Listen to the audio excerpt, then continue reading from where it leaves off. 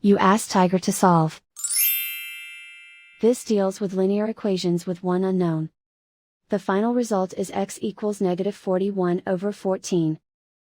Let's solve it step by step. Simplify the expression. Expand the parentheses. Multiply the coefficients. Simplify the arithmetic. Group all constants on the right side of the equation.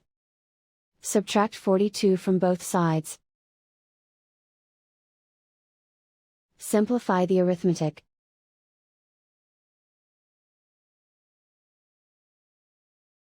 Isolate the x.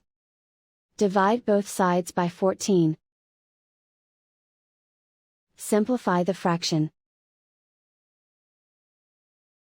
And so the final result is x equals -41/14.